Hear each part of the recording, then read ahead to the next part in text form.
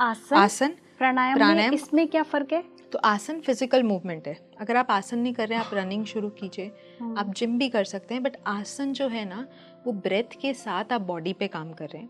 अच्छा। और वो आपके शरीर को फिजिकल फॉर्म में और आपके शरीर को प्राणिक फॉर्म में काम कर रहे हैं, क्योंकि वो आसन, आप कोई भी आसन करो ना, वो पूरे शरीर पे काम कर रहे हैं। राइट, ठीक है। जैसे हम जिम करते हैं तो लेग वर्क है आज, या अपर बॉडी चेस्ट है, या ये है, बट आसन में आप कुछ भी करो आपके पूरे शरीर को एंगेज कर रहे हैं। प्लस आसन में आपका ध्यान पूरा वहाँ है, क्योंकि आप हर एक मसल को यूज़ कर रहे हैं अपनी बॉडी के, आप जॉइंट्स को यूज़ कर रहे हैं, आपका अवेयरनेस, दृष्टि आती है आसन में। तो आसन होलिस्टिक वे में आप कर रहे हैं। फिर होल्डिंग के साथ करें तो आपकी बॉडी को ऑटोमेटिकली स्ट्रेंथ, फ्लेक्सिबिलिटी दोनों मिल रहे हैं।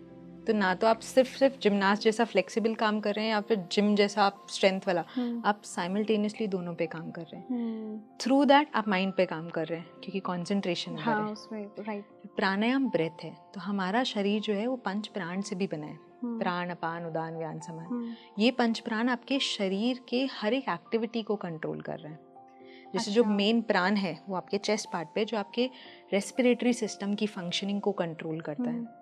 तो जब हम प्राणायाम कर रहे हैं, हम प्राण के थ्रू हम बाकी बॉडी में जो अलग अलग प्राण हैं, ये प्राण, आप एनर्जी की बात कर रहे हैं, जो हमारी बॉडी में एनर्जी है, अब उसको एनर्जी बोल सकते हैं, उसको योगा की भाषा में हम प्राण बोलते हैं। ये ऊर्जा है जो आपके शरीर, एक तो पूरा प्राण है, वैसे तो बहुत सारे प्राण हैं जिसमें से 5 मेन प्राण हैं, वो पंच प्राण जिसे बोलते हैं।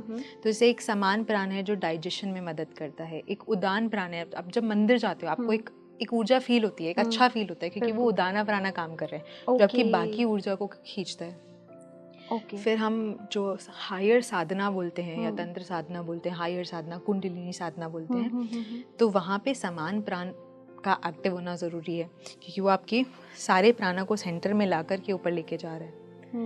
पीरियड्स के टाइम पे अपान प्राण एक्टिव होता है। पीरियड्स के टाइम पे, एक्सक्रीशन के टाइम पे अपान प्राण क्या करता है, शरीर से चीज़ों को निकालने में मदद करता है और डाउनवर्ड फ्लो कराता है। तो इसीलिए बोलते हैं मंदिर नहीं जाना चाहिए। ये पीरियड के टाइम पे क्या हो रहा है, आपका प्राणा नीचे फ्लो हो रहा है, मंदिर में क्या हो रहा है, उदाना प्राणा एक्टिव है। वन ऑफ द रीज़न ये है, क्योंकि सेम एग्जांपल, जब आप खाना खाते हैं, आपका डाइजेस्टिव सिस्टम चालू है, सारा ब्लड सर्कुलेशन इधर आ गया, बोलते हैं ना खाना खाने के तुरंत बाद नहाना नहीं चाहिए, क्योंकि वो अग्नि को कम कर देता है या प्राणा को डिस्टर्ब करता है, कोई और एक्टिविटी नहीं करनी चाहिए, पचा लो खाने को अच्छे से, फिर आप कुछ कर सकते हैं।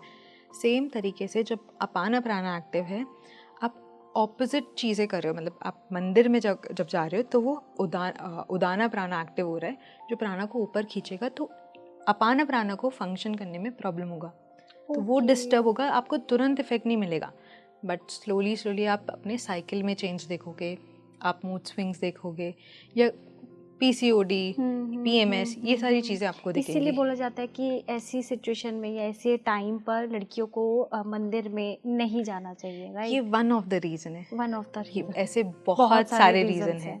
तो ध्यान प्रक्रिया करेंगे तो PMS कभी नहीं होगा।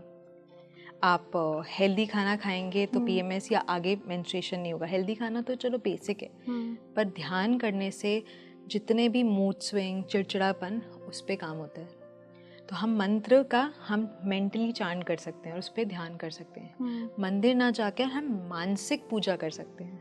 मैं यही पूछने वाली थी कि अगर हम मंदिर नहीं जा सकते हैं तो उसे फिर कैसे हम लोग घर बैठे ही गॉड से खुद को कनेक्ट कर सकते हैं, या वो मनस पूजा हाईएस्ट पूजा बोलते हैं, क्योंकि मन से जो आप कर रहे हो, और मन में आप जब कर रहे हो तो आप किसी भी जगह घूम सकते हो, माइंड तो कहीं पे जा सकता है। तो मनस पूजा को हाईएस्ट फॉर्म माना गया है पूजा का।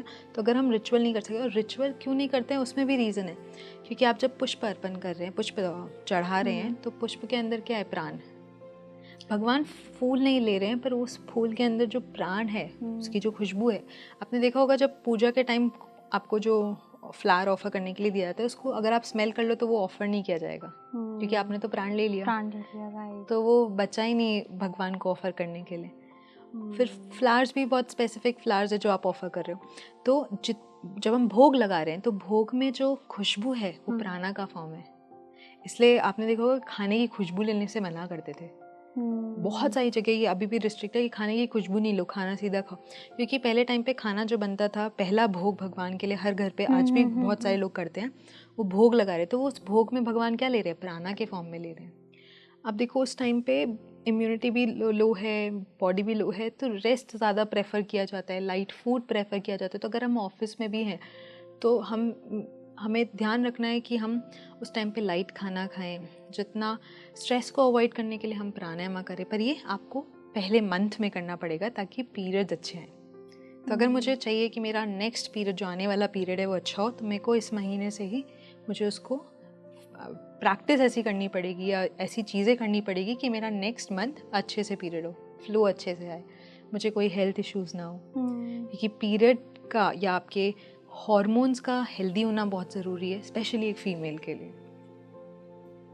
मतलब जहाँ तक ये चीज़ तो मैं भी समझ ही रही हूँ, लेकिन जो भी हमारे व्यूअर्स में जो फीमेल्स देख रही होंगी, मुझे लगता है कि बहुत चीज़ों का सल्यूशन उनको यहाँ मिल गया होगा कि ये चीज़ें कितनी, क्योंकि बहुत सेंसिटिव मुद्दा है ये जी, कि पीरियड्स के टाइम पे लड़की मंदिर नहीं जा सकती जी, या भगवान को नहीं छू सकती। ये बहुत सेंसिटिव मुद्दा है। जी, जी।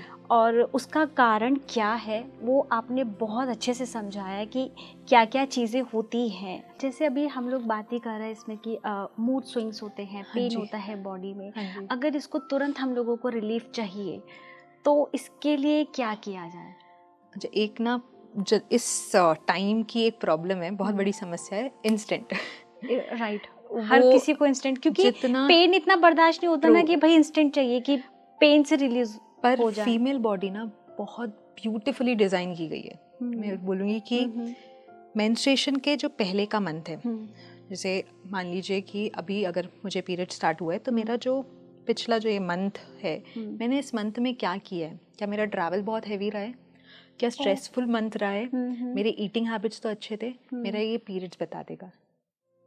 क्योंकि फीमेल बॉडी ना, उसको चांस है फीमेल बॉडी को हील करने का।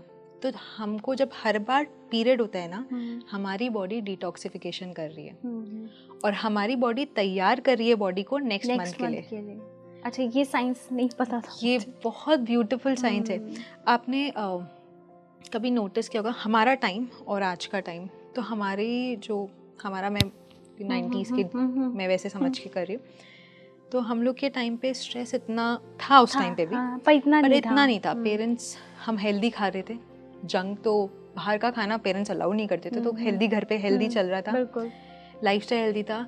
मदर्स जो थे, क्योंकि वो फॉलो कर रहे थे उनके जनरेशन को या उनके ग्रैंड पेरेंट्स को या पेरेंट्स को, ब्लाइंडली वो लोग फॉलो कर रहे थे। तो कुछ प्रैक्टिसेस थी जो वो बोलते थे करो, तो हम लोग ठीक है अभी कर लेते थे, हम क्वेश्चन भी करते थे पर वो फोर्स भी करते थे।